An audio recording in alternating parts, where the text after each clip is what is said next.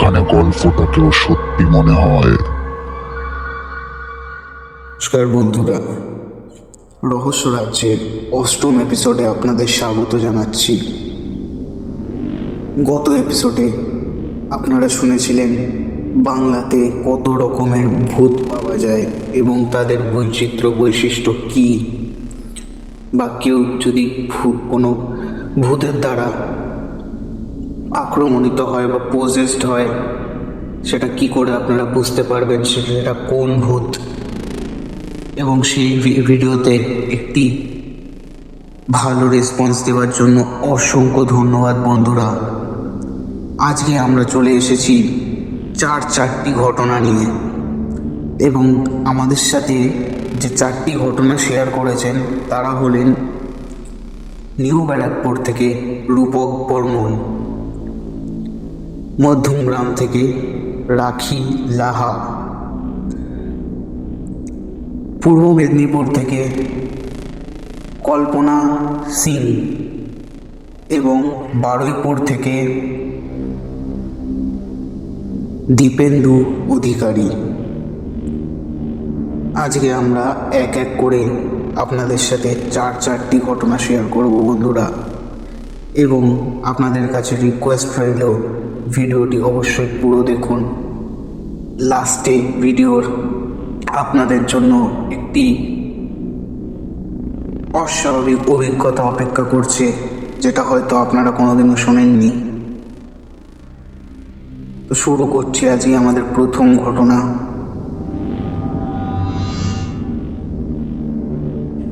প্রথম ঘটনাটি আমাদের সাথে শেয়ার করেছেন রূপক বর্মন, এবং তাকে অসংখ্য ধন্যবাদ জানাই তার ঘটনা শেয়ার করার জন্য রহস্য রাজ্যের সাথে।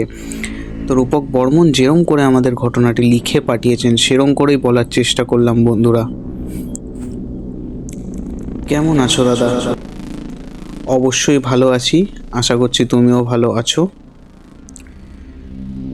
দাদা, তোমার গল্পগুলো শুনি, ঘটনাগুলো শুনি, তোমার ভয়েসটা খুব ভালো লাগে, তাই ভাবলাম তোমার চ্যানেলে আমিও একটা নিজের ঘটনা শেয়ার করে দেখি কেমন লাগে তোমার, তুমি শেয়ার করো নাকি।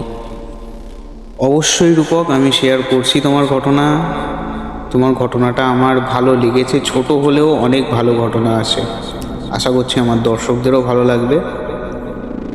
তো রূপক এবং আমার বন্ধুরা, শুরু করি আজকের প্রথম ঘটনা। ঘটনাটি ঘটেছিল আমার সাথে প্রায় 2 বছর আগে। তখন আমি ইউপিতে কাজ করতাম। যেখানে আমি থাকতাম জায়গাটি অনেকটাই গভীর গ্রাম।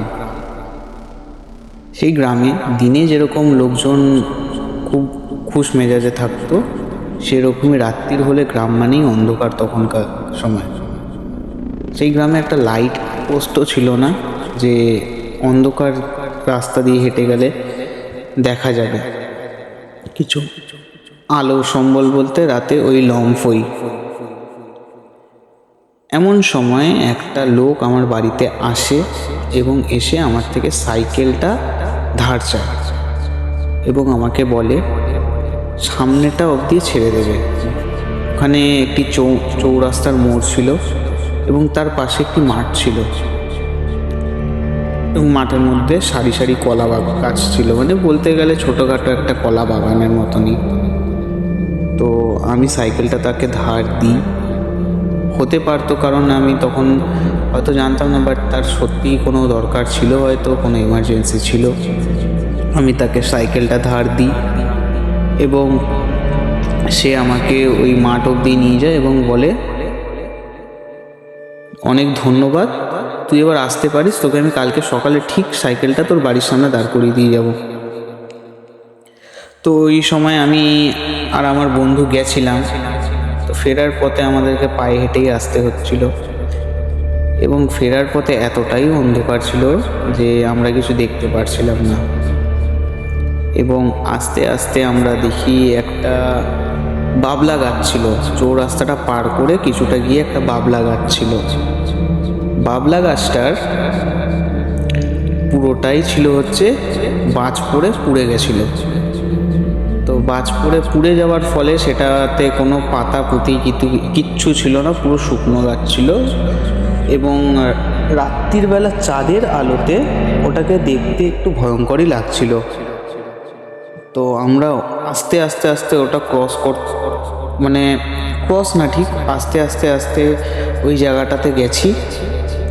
গিয়ে আমরা এটা অনুভব করছি চারদিকে আস্তে আস্তে ধোঁয়া ছড়িয়ে যাচ্ছে, নীলাভ একটা ধোঁয়া, এবং ধোঁয়াটা ছড়ানোর ফলে একটি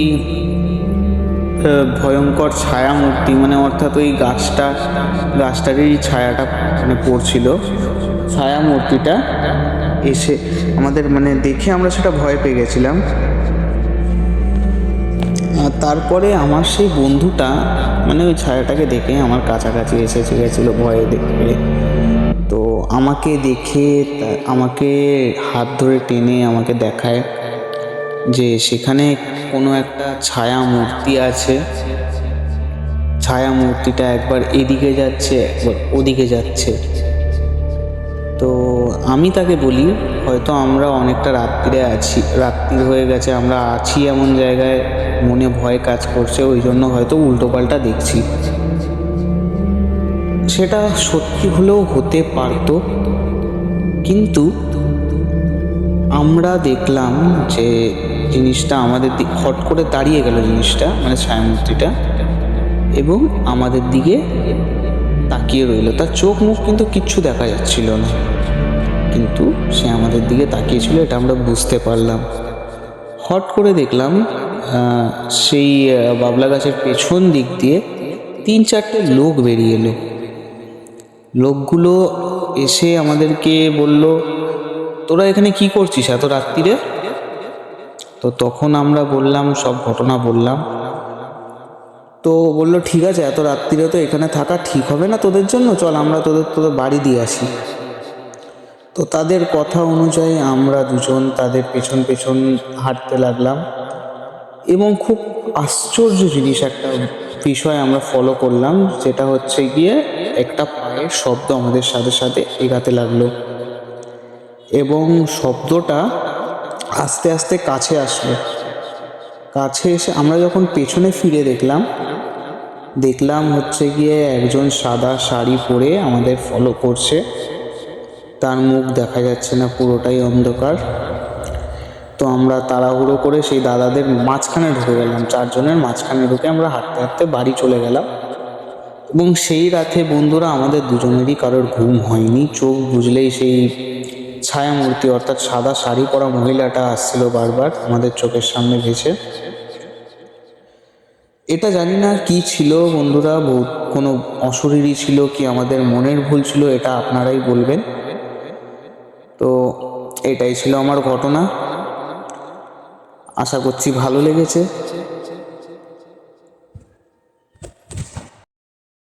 তো বন্ধুরা, প্রথম গল্পটি আমরা রূপক বর্মনের এক্সপিরিয়েন্স শুনলাম। এবার সেকেন্ড ঘটনাটি হচ্ছে গিয়ে রাখি লাহা। ইনি আমার আন্টি হন, ঠিক আছে, আমার ফ্রেন্ডের মা। ইনি আমার চ্যানেলে ঘটনা শেয়ার করেছেন, তার জন্য আন্টি আপনাকে অনেক ধন্যবাদ। যেরকম করে লিখেছেন সেরকম করে শেয়ার করলাম, আশা করছি শুনতে ভালো লাগবে। তো শুরু করছি আমাদের নেক্সট ঘটনা।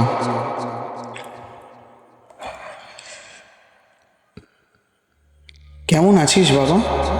অনেক দিন দেখি না তোকে। আন্টি খুব ভালো আছি তোমার আশীর্বাদে, তোমাদের আশীর্বাদে। আশা করছি তোমরাও খুব ভালো আছো। আঙ্কেল খুব ভালো আছেন, এবং গল্প শেয়ার করার জন্য মানে নিজের ঘটনা শেয়ার করার জন্য অসংখ্য ধন্যবাদ আন্টি। আমরা চলে যাবো এবারে সরাসরি তোমার ঘটনাতে। তুমি যেরকম করে লিখেছো সেরকম করে শেয়ার করছি। এই ভূত প্রেত বলে জিনিসটা আমার আগাগোড়াই বিশ্বাস হতো না, মানে হতো খুব একটা বেশি না। তো আমার এটা খুব ইচ্ছা ছিল আমি যেন নিজের চোখের সামনে তাদেরকে দেখতে পাই, কিন্তু কোনোদিনও সেই সৌভাগ্য হয়ে ওঠেনি আমার। কিন্তু হঠাৎ একদিন আমি এটা দেখতে পেয়েছি। এটা রিসেন্টের ঘটনা। রোহন বাড়িতে একা ছিল না, রোহন বাড়িতে ছিল, বাট ওর সাথে আমিও ছিলাম। তখন রোহন টিভি দেখছিল। তো আমি কাজ থেকে এসেছিলাম, রোহন বলল আমাকে যে আমার খিদে পেয়েছে, লুচি আর ছোলার ডাল খাবো। সেই জন্য আমি রান্নাঘরে গেলাম, গিয়ে লুচি ছোলার ডাল বানাতে বানাতে এবার এসে দেখলাম ও একটা খুব ভালো মুভি দেখছে। ও আমি দেখে বললাম, আচ্ছা তুই এই মুভিটা দেখছিস, এই মুভিটা খুব ভালো। এবার আস্তে আস্তে আমি স্টোরি লাইনগুলো বলতে লাগলাম, তখন ও আমাকে বলল, মা বলো না, দেখো এগুলো কেমন একটা, মানে আগের থেকে শুনলে ইন্টারেস্টটা চলে যাবে। তো আমিও বললাম ওকে, ঠিক আছে বলছি না, তুই দেখ, স্টোরিটা ভালো আছে। তো হঠাৎ করে ওর সাথে কথা বলার পর আমি জানলার দিয়ে দেখতে পেলাম একটা লাল কিছু উড়ে গেল। দেখে মনে হলো কাপড়, এবং আমি দৌড়ে গিয়ে জানলার সামনে দাঁড়িয়ে দেখলাম যে কেউ নেই ওখানে, বাট আমার মনে হলো কেউ ছিল। দেন আমি ওখান থেকে আবার রান্নাঘরে চলে এলাম। রান্নাঘরের জানলা থেকে, মানে আমাদের ওই প্যাসেজটাতেই পরে যেখানে ওই লাল কাপড়টা দেখা গেছিলো, তো আমি রান্না করছি আবার, মানে রাতে ডিনার করছি, তো হঠাৎ ফলো করলাম কেউ আমাকে নোটিস করছে। আমি এক মুহূর্তের জন্য জানলার দিকে তাকিয়ে শক হয়ে গেলাম। ওখানে দুটো আই বল ছিল, দেখা যাচ্ছিল, যেটা জল করছিল, বাট আই বলগুলোতে কালো বল ছিল না, পুরো চোখটাই সাদা। দেন আমি একটু ভয় পেয়ে গেলাম এবং রোহনকে গিয়ে বললাম, দেখ বাবু ওখানে কেউ আছে, আমার মনে হলো তুই একটু গিয়ে চেক কর। তো ওকে তো আর একা ছেড়ে দিতে পারতাম না, ওই জন্য আমরা দুজনে গিয়ে চেক করলাম জায়গাটাতে। গিয়ে দেখলাম একটি সাদা লাল পাড় শাড়ি পরে মহিলা কি যেন এখনো উঁকি মেরে দেখে যাচ্ছে রান্নাঘরের দিকে, রান্নাঘরের জানলা দিয়ে। দেখে রোহন জোরে চিৎকার করে উঠল, কে আছো ওখানে, কে আছিস ওখানে, এদিকে আয়। এটা বলতেই সেই ছায়ামূর্তিটা হঠাৎ করে দেখলাম হাওয়াতে মিলিয়ে গেল। এই ঘটনাটা বাবু সত্যি কি না মিথ্যা আমি জানি না, বাট এটা আমি এক্সপিরিয়েন্স করেছি, রোহনও এক্সপিরিয়েন্স করেছে, এবং আজকে তোর চ্যানেলে আমি এটা শেয়ার করছি। তো আশা করছি ভালো লাগলো ঘটনাটা, ছোট হলেও ঘটনাটির মধ্যে একটু ভয় আছে। আর তোর গল্পগুলো সত্যি খুব ভালো লাগে, তোর ভিডিওগুলো ভালো লাগে, তোর ভয়েসটা খুব ভালো লাগে। এইভাবেই এগিয়ে যা। তো বন্ধুরা, সেকেন্ড ঘটনাটি আপনাদের আশা করছি ভালোই লেগেছে, যদিও একটি ছোট ঘটনা আন্টি আমাদের সাথে শেয়ার করেছেন। তো এবার আমরা সরাসরি চলে যাব আমাদের তৃতীয় ঘটনায়। এটি একটু বড় ঘটনা আছে, এবং বারুইপুর থেকে এটা আমাদের সাথে শেয়ার করেছেন দীপেন্দু অধিকারী, তাকে অসংখ্য ধন্যবাদ জানাই। তো যেরকম করে দীপেন্দু আমাদের সাথে ঘটনাটি শেয়ার করেছেন, লিখে পাঠিয়েছেন মেলে, সেরকম করেই আমি আপনাদের কাছে তুলে ধরছি। শুরু করছি আমাদের তৃতীয় ঘটনা। আমার নাম দীপেন্দু, আমি বেহালায় থাকি। ঘটনাটি শোনার পর হয়তো বিশ্বাস করবেন না, কিন্তু আজও আমার শরীর কেঁপে যায় যখন মনে পড়ে সে রাতের কথা, যেদিন আমি প্রথমবার অনুভব করেছিলাম যে আমি আর আমার মধ্যে নেই। ঘটনাটি শুরু করছি। রাত তখন প্রায় 10:30। অফিস থেকে দেরি হয়ে গেছিল ফিরতে আমার। বারুইপুরের সরু গলি দিয়ে হাঁটছিলাম। গলিগুলো খুব নির্জন, শুধু রাস্তার লাইট মাঝে মধ্যে জ্বলে ওঠে আবার নিভে যাচ্ছে। হঠাৎ আমার কানে শোনা গেল একটি খুব নিচু শব্দে, দীপেন্দু। আমি থেমে গেলাম। চারপাশে কেউ ছিল না। বাতাসের একটি শব্দ হচ্ছিল বাতাসের, এবং বাতাসটি ছিল অদ্ভুত শীতল। আমি সেখান দিয়ে হেঁটে চললাম। হাঁটতে হাঁটতে একটা সময় আমি বাড়ির সামনে এসলাম। এসে আমি ঘরের দরজাটা খুলে ঘরে ঢুকে পড়লাম। দেখলাম মা বাবা শুয়ে পড়েছেন, আমি একা আমার ঘরে। এবং আমি তারপরে ঢুকে গেলাম ফ্রেশ হতে। ফ্রেশ হয়ে বেরিয়ে আমি মাথা মুছতে মুছতে যখন আয়নার সামনে এসে দাঁড়ালাম, তখন আমার চোখ পড়ল আমার প্রতিবিম্বের ওপর, যেটি ছিল একেবারে আলাদা। চোখ যেন আরো গভীর কালো হয়ে উঠেছে আমার, ঠোঁটটা সামান্য নড়ছে, মনে হচ্ছে দেখে কিছু বলছে, অথচ আমি কিন্তু কিছু বলছি না। আমি ভয় পেয়ে আলো জ্বালিয়ে দিলাম সঙ্গে সঙ্গে। আলোটা জ্বালাতেই সব যেন শান্ত আর স্বাভাবিক হয়ে গেল। নিজে নিজে মনে মনে ভাবলাম, হয়তো অনেকটা ক্লান্ত হয়ে পড়েছি, তাই এইসব দেখছি। কিন্তু ঘুমোতে যাবার সময় স্পষ্ট শুনলাম, তুই আমার, শুধু আমার। পরের দিন সকালে ঘুম থেকে উঠলাম, উঠেই সব অদ্ভুত ঘটনা ঘটতে শুরু করলো আমার সাথে। কাজ করতে করতে হঠাৎ দেখি হাত কাঁপছে। সহকর্মী বলল, তুই ঠিক আছিস তো ভাই? চোখগুলো অদ্ভুত লাগছে তোর কেমন। একদিন রাতে ঘুমাচ্ছি, ঘুম থেকে উঠে দেখি আমি দাঁড়িয়ে আছি বারান্দায়। কখন যে উঠে গেছি, কিভাবে উঠে গেছি কিচ্ছু মনে নেই। আমার হাতের নখে শুকনো রক্ত লেগেছিল তখনও। আবার একটা রাতে মা হঠাৎ ঘুরে ঢুকে কেঁপে উঠলেন আমার ঘরে। এ কি রে, কি তোর চোখ কালো কেন? মা চিৎকার করে বলে উঠলেন। আমি কিছু বুঝতে গিয়েও বুঝলাম না। আমার গলায় আমার স্বর নেই, অন্য কারোর কর্কশ আওয়াজ। সে বলছে, ওকে আমার থেকে সরিও না, ও আমার। মা চিৎকার করে বেরিয়ে গেলেন আমার ঘর থেকে। আমি বিছানায় লুটিয়ে পড়লাম। আমাকে এক ওঝার কাছে নিয়ে যাওয়া হলো তৎক্ষণাৎ। তিনি আগুন জ্বেলে মন্ত্র পড়তে পড়তে চারপাশে ধূপের ধোঁয়া, কড়াইতে সরিষা আর লাল মরিচের ঝাঁজ দিলেন। হঠাৎ আমার শরীর কাঁপতে লাগলো।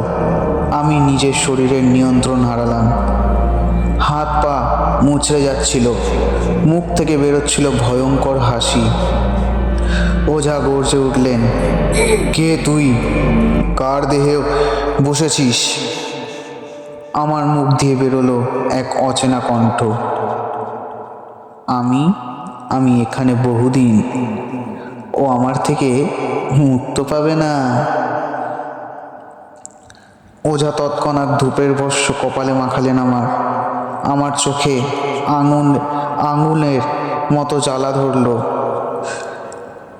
আমি চিৎকার করে উঠলাম।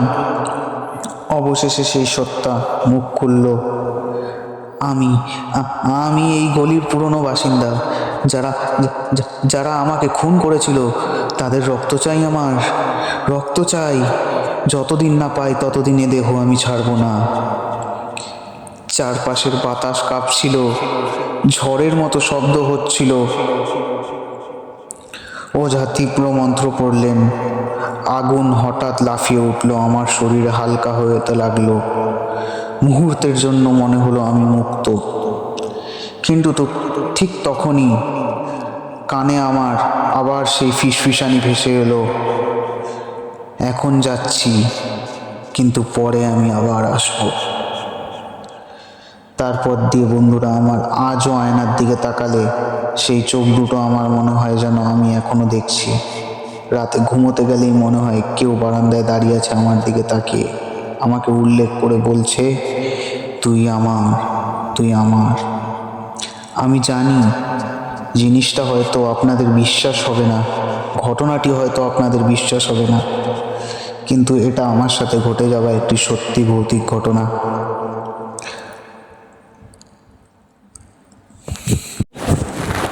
তো বন্ধুরা, দিব্যেন্দুর ঘটনাটি আপনাদের আশা করছি ভালো লেগেছে এবং আপনারা ভয়ও পেয়েছেন ঘটনাটি শুনে। এবং দীপেন্দু খুব সুন্দরভাবে আমাদের এটিকে গুছিয়ে লিখে পাঠিয়েছেন। এবং এটা হয়তো অনেকেই বিশ্বাস করবেন না, দীপেন্দু এখনও সেই ট্রমার মধ্যে রয়েছেন যে তার সাথে এই পজিশনটা হয়েছিল। হতে পারে তার পজিশন নেই আর, বাট সে মনে করে সে আত্মাটা এখনও তার সাথেই আছে। তার মধ্যে দিয়ে তিনি লিখে পাঠিয়েছেন তার ঘটনা, এই জন্য তাকে অসংখ্য ধন্যবাদ জানাচ্ছি আমরা রহস্য রাজ্যের টিম থেকে। অসংখ্য ধন্যবাদ দীপেন্দু তোমাকে, এবং আমাদের শুভকামনা রইল তুমি অবশ্যই তাড়াতাড়ি ঠিক হয়ে ওঠো। এবং আমরা এবারে চলে যাব সরাসরি আমাদের চতুর্থ ঘটনায়, যেটা কি আজকের শেষ ঘটনা বন্ধুরা। এবং এই ঘটনাটি ঘটেছিল কল্পনা সিংয়ের সাথে, যে পূর্ব মেদিনীপুর থেকে আমাদের সাথে ঘটনাটি শেয়ার করেছেন। তো আমরা সরাসরি ঢুকে যাব ঘটনায়। তো দাদা কেমন আছো? ভালো আছি বোন, তোমার আশীর্বাদে খুব ভালো আছি। আশা করছি তোমার বাড়ির লোকও ভালো আছে, তোমার ছোট্ট বেবিও ভালো আছে। তোমার সংসার সুখে কাটুক এটাই চাই, এবং তোমাদের আশীর্বাদে আরও যেন উন্নতি করতে পারি। একটি শুভ কামনা রইল তোমার শিশু সন্তানেরও জন্য। তো শুরু করছি আজকে তোমার ঘটনা, এটাই শেষ ঘটনা আজকের। তো দাদা প্রথমেই বলে রাখি, আমি পূর্ব মেদিনীপুরে থাকি, আমার নাম কল্পনা সিং। আজকে আমি ঘটনাটি শেয়ার করছি। হতে পারে অনেকের বিশ্বাস হবে না, অনেকের বিশ্বাস হবে। যাদের বিশ্বাস হবে না তারা প্লিজ ট্রোল করবেন না, কমেন্টে কিছু লিখবেন না, তাকে সাপোর্ট করুন বন্ধুরা। থ্যাংক ইউ বোন, অনেক তোমাকেও ধন্যবাদ জানাই আমাকে সাপোর্ট করার জন্য। তো আমরা আবার শুরু করব ঘটনাটা। তো দাদা ঘটনাটি ঘটেছিল একটি, আমরা ট্রিপে গেছিলাম, ফ্যামিলি ট্রিপে বেনারস। আমার যাত্রা শুরু হয়েছিল এক কৌতূহল থেকে। ছোটবেলা থেকে শুনে এসেছি কাশী মানেই মুক্তির নগরী, যেখানে মানুষ আসে মৃত্যুর জন্য। কিন্তু সেই শহরে নাকি থাকে এক রহস্যময় সম্প্রদায়, যাদের নাম অঘরী। কেউ বলে তারা অলৌকিক শক্তির সাধক, কেউ বলে তারা নরখাদক। এই কথাগুলো আমরা ভেতরে জন্ম দিয়েছিল এক অদ্ভুত টান, এক ধরনের নিষিদ্ধ আকর্ষণ। ট্রেন থেকে নামার মুহূর্তে ঠান্ডা হওয়া আমার মুখ আঘাত করল। ঘাটের গুলিগুলো সরু, মানুষের ভিড়ে ভরা, বাতাসে ধূপধুনো, গঙ্গার ধ্বনি, ভজন আর ভিক্ষুকদের হাহাকার। তবু আমার মন শুধু এক প্রশ্নেই আটকে ছিল, অঘরীদের কি সত্যি দেখতে পাবো? তখন বয়সটা আমার অনেকটাই ছোট। একটি চায়ের দোকানে বসে সাহস করে জিজ্ঞেস করলাম দোকানিকে, আচ্ছা কাকা, এখানে কি সত্যি অঘরীদের দেখতে পাওয়া যায়?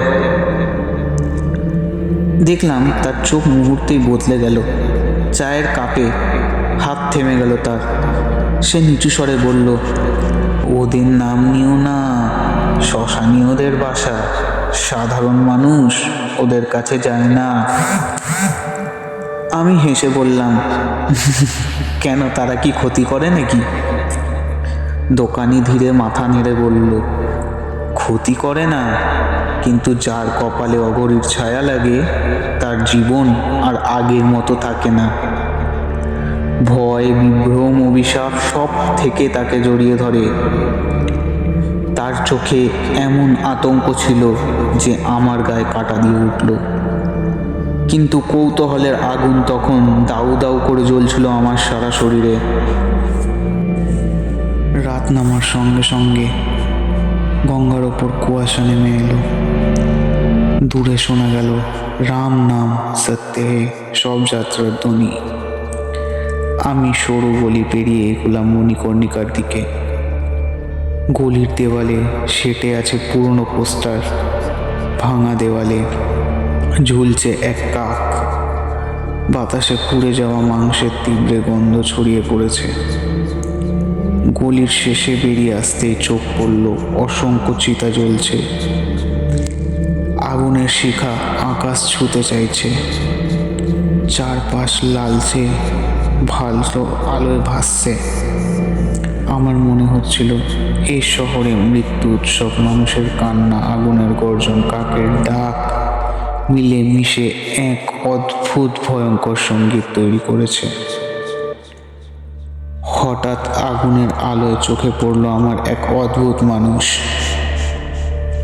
সে বসে আছে এক চিতার পাশে। মাথায় জটা, তার সারা শরীরে ছাই মাখা, চোখ দুটো রক্তাভ লাল, হাতে একটি মানুষের খুলি, তাতে কিছু পান করছেন তিনি। আমার বুক ধকধক করতে লাগলো। সে ধীরে ধীরে মাথা তুলল আমার দিকে এবং তাকালো। ঠোঁটে অদ্ভুত হাসি তার। সে হেসে একটু আমাকে বলল, এসো, ভয় পেও না। তার গলাটা কর্কশ কিন্তু অদ্ভুতভাবে শান্ত। আমি কাপা গলায় জিজ্ঞেস করলাম, তুমি কি অঘরী? সে মাথা নাড়ালো। হ্যাঁ, আমরা শ্মশানের সন্তান। মানুষ আমাদের ঘৃণা করে, কিন্তু আমরা মৃত্যুর মাঝেই শিবকে দেখি। মানুষ বলে, তোমরা মৃতদেহ খাও। সে হেসে উঠল, খুলি ঠোঁটে তুলে বলল, আমরা খাই না, আমরা অতিক্রম করি। মৃতের মাংস, হাড়, ছাই সবই শিবময়। সমাজ যাকে অশুচি ভাবে, আমরা তাকে পূজা করি, কারণ শিব সর্বত্র বিরাজমান। আমার শরীর কেঁপে উঠল। অঘরীর মাটিতে ছাই দিয়ে বৃত্ত আঁকতে লাগলো। তারপর অজানা ভাষায় মন্ত্র জপ শুরু করলো তিনি। শব্দগুলো কানে লাগছিল, কখনো বজ্রের মতো গর্জন, কখনো সাপের মতো ফোঁসফোঁসানি। চারপাশের বাতাস ভারী হয়ে উঠল। আগুন হঠাৎ উঁচুতে লাফিয়ে উঠল। আমি মনে করলাম অদৃশ্য কিছু আমাকে ঘিরে ধরেছে। সে বলল, দেখো, এই আগুনে মিলিয়ে যায় সব কিছু, অহংকার, সম্পদ, দেহ, সব ধরনের সম্পত্তি। শেষে বেঁচে থাকে শুধু ছাই, আর আমরা এই ছাই মাখি। তারপর এক মুঠো ছাই আমার হাতে দিল। আমি ছুঁতেই মনে হলো বরফের মতো ঠান্ডা, যেন মৃত্যু আমার হাতে শুয়ে আছে। তারপরে সে একটি পুরনো মানুষের খুলি আমার হাতে ধরিয়ে দিল। একদিন এ ছিল রাজা, সোনার প্রাসাদে থাকতো। আজ শুধু হার। এটাই সত্য, এটাই শিব, সে বলে একটু হেসে উঠল। খুলির ফাঁকা চোখ গহ্বর আমার দিকে তাকিয়ে আছে বলে মনে হচ্ছিল। হঠাৎ আমার বুক ঠান্ডা হয়ে গেল। মনে হলো আমিও একদিন এরকম হব। অঘরী ফিস ফিস করে বলল, তুমি ভয় পাচ্ছ কেন? কিন্তু ভয় অতিক্রম করলেই যে মুক্তি। দূরে আরো অঘরীরা জড়ো হয়েছে, কারো হাতে হাড়, কারো হাতে খুলি। কেউ আবার মৃতদের পাশে বসে মন্ত্র জপ করছে। তাদের চোখ পুরো লাল রঙের জবা ফুলের মতো, দেহ ছাইয়ে ঢাকা। কেউ কেউ আগুনে হাত ঢুকিয়ে ছাই মাখছে শরীরে। তাদের গান ও মন্ত্রে বাতাস কাঁপছে। মনে হচ্ছে মৃত আত্মারা চারপাশে ঘুরে বেড়াচ্ছে শ্মশানের জুড়ে, ছায়ার মতো। আমি চোখ বন্ধ করলাম এইসব দৃশ্য দেখতে না পেয়ে। হঠাৎ অনুভব করলাম অসংখ্য ছায়া আমাকে ঘিরে ধরেছে। তারা নাচছে, হাসছে, কাঁদছে। মনে হচ্ছিল আমি দেহ ছেড়ে ভেসে যাচ্ছি। চোখ খুলতেই দেখি অঘরীরা আমার চারদিকে তাকিয়ে আছে। তার চোখ লাল আগুনের মতো জ্বলছে। আমি ভয় পেয়ে কেঁপে উঠলাম। সে বলল, তুমি এখন ছায়াদের দেখছো, এরা মৃত আত্মা, এরা তোমাকে ডাকছে। আমার শরীর তখন ঠান্ডা হয়ে গেল। হঠাৎ সব কিছু থমকে গেল। দেখলাম চারপাশে আগুন জ্বলছে নীরবতার প্রতীক হিসেবে। আমি তাকালাম, অঘরীরা নেই, শুধু মাটিতে পড়ে আছে এক ভাঙা খুলি। চারপাশে কাক ডাকছে, বাতাসে মৃত্যুর গন্ধ। আমি দৌড়ে বেরিয়ে এলাম শ্মশান থেকে। শহরের আলোতে ফিরে এসে মনে হচ্ছিল সব কি স্বপ্ন দেখছিলাম, নাকি সত্যি আমি অঘরীর মুখোমুখি হয়েছিলাম। কিন্তু আজও রাতে ঘুমোতে গেলে কানে ভেসে আছে, অঘোর, অঘোর, অঘোর। আমি তৎক্ষণাৎ ঘেমে উঠে বসি রাত্রিরে। জানি কাশির সেই রাত আমাকে আজীবন তাড়া করবে। তো বন্ধুরা, ঘটনাটি কেমন লাগলো আমি জানি না আপনাদের। কারোর হয়তো বিশ্বাস হয়েছে সত্যি, কারোর হয়তো বিশ্বাস হয়নি সত্যি বলে। যাদের এটা ঘটনাটি খুব ভালো লেগেছে তারা অবশ্যই দাদার এই এপিসোডটিতে কমেন্ট করে জানান যে আমার ঘটনাটি আপনার ভালো লেগেছে। এবং আমার এরকম আরও ঘটনা আছে যেগুলো আমি দাদার চ্যানেলে শেয়ার করব। তো বন্ধুরা, আজকের মতো এতটাই। দেখা হচ্ছে পরের ঘটনাটাতে। তো বন্ধুরা, এতক্ষণ শুনছিলেন আপনারা কল্পনা সিংয়ের ঘটনা। আশা করছি ঘটনাটি আপনাদের ভালো লেগেছে। আজকে চারটের মধ্যে কোন ঘটনাটি আপনাদের ভালো লাগলো অবশ্যই আপনারা কমেন্ট বক্সে জানান, কমেন্ট করে বন্ধুরা। এবং যেই ঘটনাটি ভালো লেগেছে সেই ঘটনাটি কী কারণে আপনাদের জন্য ভালো লেগেছে সেটাও আপনারা কমেন্টে জানান। এবং গত ভিডিওতে আমি একটা প্রশ্ন জিজ্ঞেস করেছিলাম বন্ধুরা, সেটা আপনারা উত্তর এখনও দেননি।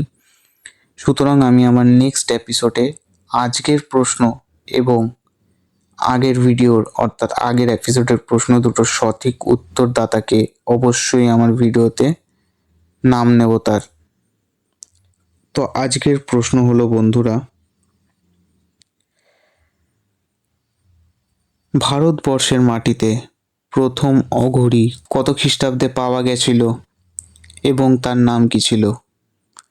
উত্তরটি ঝটপট কমেন্ট বক্সে লিখে পাঠান বন্ধুরা। সঠিক উত্তরদাতাকে অবশ্যই নেক্সট ভিডিওতে আমি তার নাম নেওয়ার চেষ্টা করব। আর চ্যানেলটিতে নতুন হলে অবশ্যই সাবস্ক্রাইব করে দেবেন। ভিডিওটি ভালো লাগলে অবশ্যই লাইক করবেন। এভাবেই থেকে থাকুন আমাদের রহস্য রাজ্যের সাথে এরকম আরও ঘটনা এবং গল্প শুনতে হলে। এবং আপনাদের সাথেও যদি এরকম কোনো ঘটনা ঘটে থাকে অথবা আপনারা সেই ঘটনা জেনে থাকেন এমন কোনো, অবশ্যই স্ক্রিনে ভেসে ওঠা হোয়াটসঅ্যাপ নাম্বারটিতে আপনারা ভয়েস করে আমাদের কাছে পাঠিয়ে দিতে পারেন। এবং রহস্য রাজ্য টিম আপনার গল্প সিলেক্ট করে সেটি অবশ্যই কোনো না কোনো একটা এপিসোডে অডিয়েন্সদের সামনে এনে দাঁড় করাবে। আপনারা এই ভেসে ওঠা জিমেলটিতেও এখানে টেক্সট করে দিতে পারেন, যেটা আপনাদের সুবিধা হবে সেই হিসেবে আপনারা পাঠান। ধন্যবাদ বন্ধুরা, চ্যানেলটাকে অবশ্যই সাবস্ক্রাইব করুন। আজকের মতো এতটাই। দেখা হচ্ছে নেক্সট ভিডিওতে। ধন্যবাদ।